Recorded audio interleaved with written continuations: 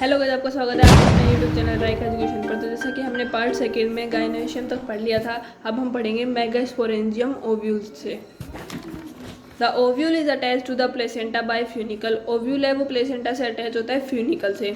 The junction of ovule and funicle is called hilum. और जहाँ पर ओव्यूल और फ्यूनिकल मीट करते हैं उस पॉइंट को हम जंक्शन, जो जहाँ पर वो मिलते हैं उन्हें हम जंक्शन कहते हैं। तो उस जंक्शन को हमने नाम दिया है हीलियम, हीलम।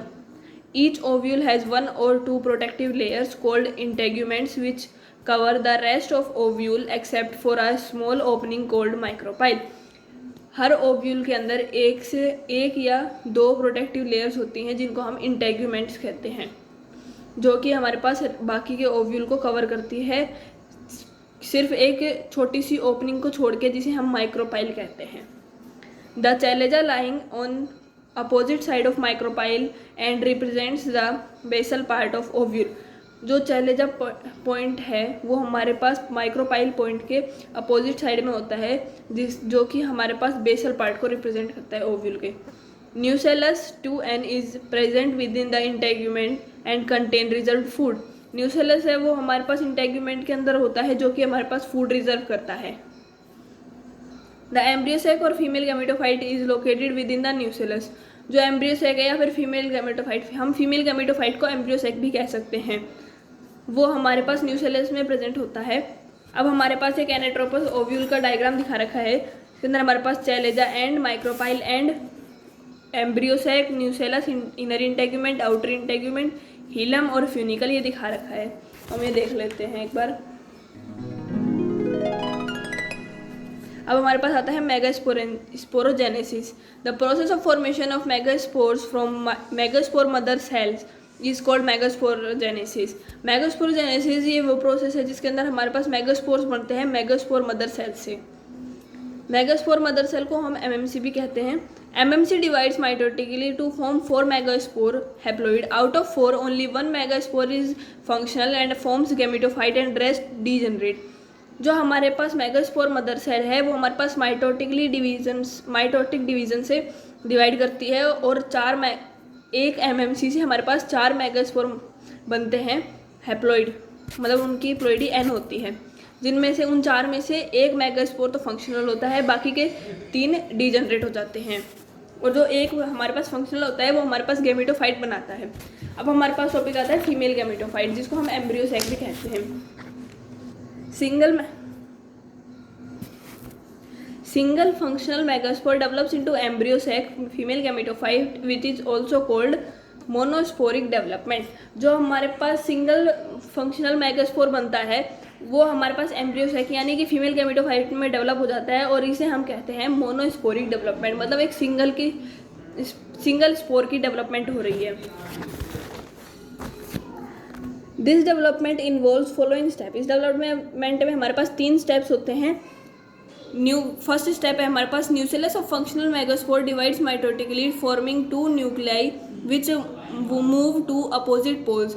न्यूसेलस है फंक्शनल मेगास्पोर की, वो हमारे पास डिवाइड होती है माइटोटिक डिवीजन से, जिसके अंदर हमारे पास 2 न्यूक्लियाई बन जाते हैं उससे, और जिनके अपोजिट पोल की साइड वो दोनों अपोजिट पोल की तरफ चले जाते हैं। सेकेंड स्टेप है हमारे पास 2 more sequential mitotic nuclear division result in formation of 8 nucleate stage. जो हमारे पास 2 और, अब हमारे पास ये एक फंक्शनल मेगास्पोर था, उसके अंदर हमारे पास माइटोसिस से 2 न्यूक्लिएट एम्ब्रियो सैक बना, उनके अंदर 2 बार और माइटोसिस होता है, जिसे हम कैरियोकाइनेसिस भी कहते हैं, जिससे कि हमारे पास 8 सेल स्टेज आ जाती है। ये हमारे पास सेकेंड स्टेप में था। Step third, after 8 nucleate stages, cell walls are formed around the cell forming 7-celled 8 nucleate embryo sac female gametophyte। Third step हमारे पास ये होता है कि जब हमारे पास 8 न्यूक्लियर स्टेज बन जाता है तो उसके अराउंड में हमारे पास सेल वॉल्स बन जाती हैं, तो हमारे पास अब 7-celled 8 न्यूक्लिएटेड एम्ब्रियो सैक बन जाता है, जिसे हम फीमेल गैमेटोफाइट भी कहते हैं। अब हमारे पास एक डायग्राम दिखा रखा है जिसके अंदर हमें दिखा रखा है एक एमएमसी से हमारे पास मियोसिस से 4 मेगास्पोर्स बने, जिसके अंदर से हमारे पास एक फंक्शनल रहा और बाकी डीजनरेट हो गए। उस एक से हमारे पास माइटोसिस से 2 बने, 2 न्यूक्लिएट एम्ब्रियो सैक बना, तो उसके अंदर 2 और माइटोसिस से हमारे पास 8 न्यूक्लिएट स्टेज बन गई, जिसके अंदर हमारे पास सेल वॉल फॉर्मेशन से 7 nucleate 7 celled 8 nucleate embryo sac बन जाता है। अब इसके अंदर हमारे पास दिखा रखा है कि 3 सेल्स तो अपर साइड में है और 3 डाउन साइड में है। तो जो अपर साइड वाली है वो हम एंटीपोडल्स कहते हैं उन्हें, और डाउन साइड वाली को हम सिनर्जिड्स कहते हैं, जिसके अंदर साइड वाली सिनर्जिड्स है और बीच वाली एक है उसे एग सेल कहते हैं। अब हमारे पास सेंटर में हमारे पास 2 बच गए जिसको हम पोलर न्यूक्लिया कहते हैं, और उनको कंबाइन करने के बाद हम कहते हैं उसे सेंट्रल सेल। तो ये थी हमारे पास डेवलपमेंट ऑफ फीमेल गैमेटोफाइट। अब हमारे पास आता है next topic, pollination. The process of transfer of pollen grains from anther to stigma is called pollination. तो हमारे पास पोलन ग्रेन्स का ट्रांसफर होता है एंथर से स्टिग्मा में, उसे हम कहते हैं पोलिनेशन।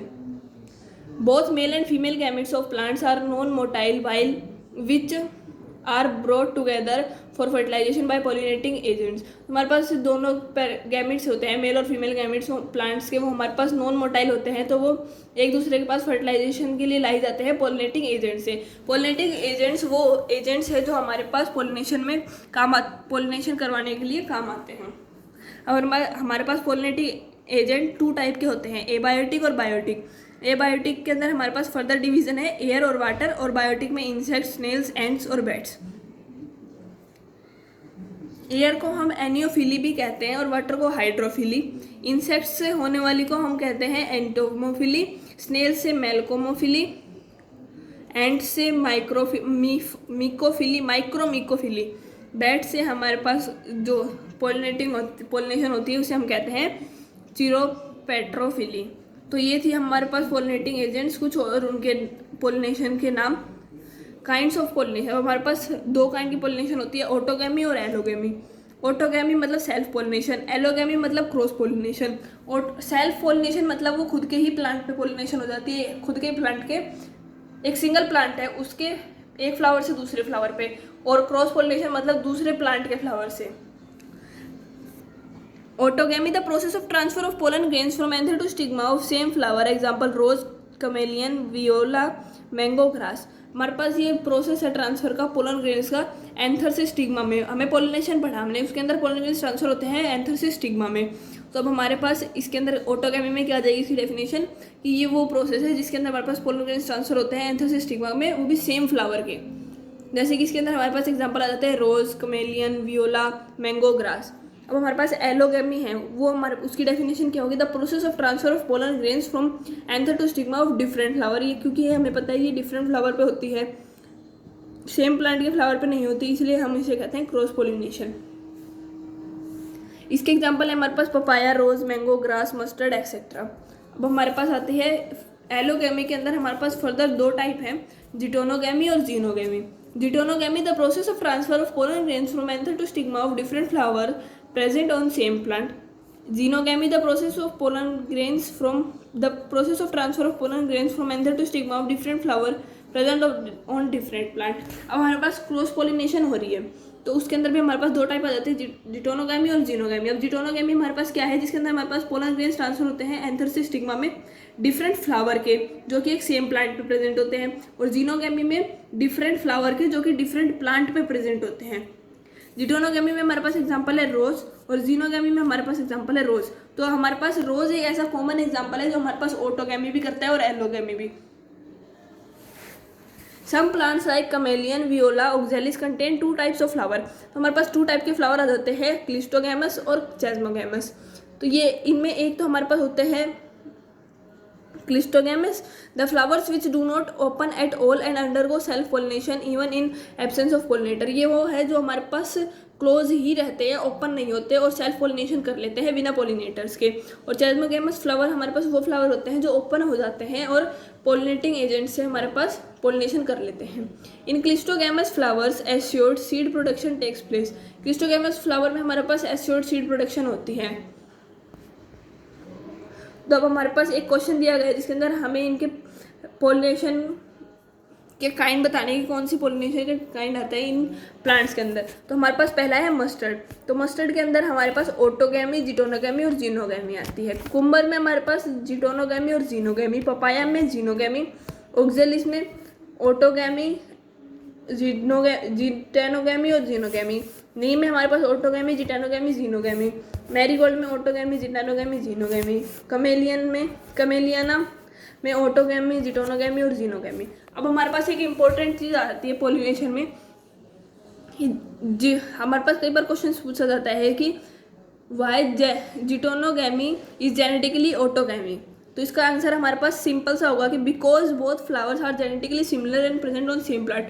जिटोनोगैमी और ऑटोगैमी हमने अभी पढ़ा, तो जिटोनोगैमी में तो हमारे पास वो होता है जो डिफरेंट फ्लावर पे होता है लेकिन सेम प्लांट के, और ऑटोगैमी सेम प्लांट के सेम फ्लावर पे। तो ये हमारे पास जेनेटिकली सिमिलर होगा क्योंकि जो ऑटोगैमी है उसके अंदर भी सेम प्लांट पे हो रहा है और जिटोनोगैमी में भी, तो इनके अंदर हमारे पास जीन सेम हो जाते हैं। Adaptations of flowers and pollen grains for pollination. अब हमारे पास अडेप्टेशंस होती है एबायोटिक और बायोटिक दोनों के लिए, तो अब हम वो पढ़ लेते हैं। तो एबायोटिक के लिए हमारे पास होती है विंड और वाटर में। फ्लावर के लिए तो हमारे पास है small size, attractive colours, fragrance, nectars are absent. तो विंड से अगर हमारे पास पोलिनेशन होगी तो उसके अंदर हमें फ्लावर को तो फ्लावर का छोटा साइज होना चाहिए ताकि वो विंड से आराम से उड़ जाए, और उसके अट्रैक्टिव कलर्स और फ्रेग्रेंस, नेक्टर्स इनकी तो कोई ज़रूरत ही नहीं है क्योंकि विंड थोड़ी इनका यूज़ करती है। Pollen grain light weight, large number, non sticky, feathery pollen grain. तो पोलन ग्रेन हमारे पास ऐसे होने चाहिए जिनके वेट कम हो, बहुत ज़्यादा नंबर में हो, और नॉन स्टिकी हो और फेदरी हो ताकि वो आराम से उड़ सके। वाटर में भी हमारे पास फ्लावर्स होने चाहिए small size, no colour, fragrance, nectar, क्योंकि वाटर से जब पोलिनेशन होती है तो उसके अंदर भी हमारे पास कलर की, फ्रेग्रेंस की, नेक्टर की कोई ज़रूरत नहीं होती। उसका स्मॉल साइज होना चाहिए ताकि वो आराम से चला जाए। Pollen grain large number, covered with mucilage covering to protect under entry. Large number में होने चाहिए पोलन ग्रेन और उसके अंदर एक म्यूसिलेज की कवरिंग होनी चाहिए ताकि उसके अंदर वाटर ना चला जाए।